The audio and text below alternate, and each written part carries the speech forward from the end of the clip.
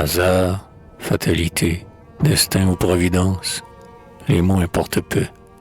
Grandeur et décadence, inséparables sœurs, se tiennent par la main. Où se croisaient hier des bruits de multitudes, en silence aujourd'hui plane la solitude. Il suffit d'un passant qui change de chemin. En toute sa longueur, la route est bien déserte, pas même un cantonnier. Dans les flaques d'eau verte, débordant les fossés, barbotent les canards. Le roseau ne craint pas d'y planter ses quenouilles. Et, n'entendant plus rien alentour, la grenouille y hasarde parfois ses râles goguenards. Le maître de l'auberge est au seuil de sa porte, épiant tous les bruits qu'un souffle d'air apporte, des grands chênes d'amour, des peupliers d'aval. Dupe de l'espérance, il tend l'oreille.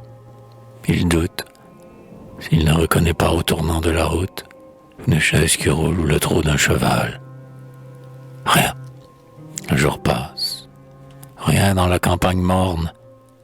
Un vieux berger, là-bas, qui souffle dans sa corne pour se garder des loups en maraude le soir. Des jurons de porchers rentrant de la glandée et des chaos lointains de charrettes attardées ou lisières des bois cheminant sans rien voir. Le sommeil revivant l'espoir de sa journée.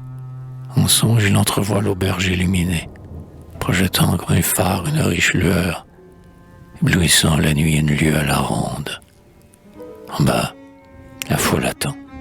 Pour accueillir son monde, il saute à bas du lit, ruisselant de sueur. En chemise, pieds nus, il court à la fenêtre. Cette fois, c'est un bruit facile à reconnaître. Hennissement, grelot et fouet de postillon. Il se penche en dehors, tout ruisselant. 20 l'heure, pas l'ombre d'un vivant. La bise rit et pleure, et la lune en plein seuil étale ses rayons. Dès le matin, il monte, ainsi que la sœur Anne ou lucarne, pour voir comme l'oiseau qui plane. Et par-delà les champs rougeâtres de Saint-Foin, les vieux pans de forêt dont les cimes ondoient, les terres de labour, les grands prés qui verdoient, et la rivière bleue.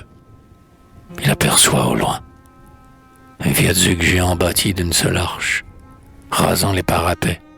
Quelque chose est en marche, comme un long serpent noir dont l'œil est un éclair, vomissant en arrière un torrent de fumée, avec la grosse voix d'une ogresse enrhumée et d'irritants sifflets qui s'aiguisent dans l'air. Par ces nouveaux chemins, c'est le monde qui passe. Le pauvre homme regarde et, quand sa vue est lasse, il descend à travers ces ténébreux salons. Ces hauts appartements, comme son cœur, sont vides. Comme un fou, par saccades, il marche à pas rapide. Il semble qu'un écho s'attache à ses talons.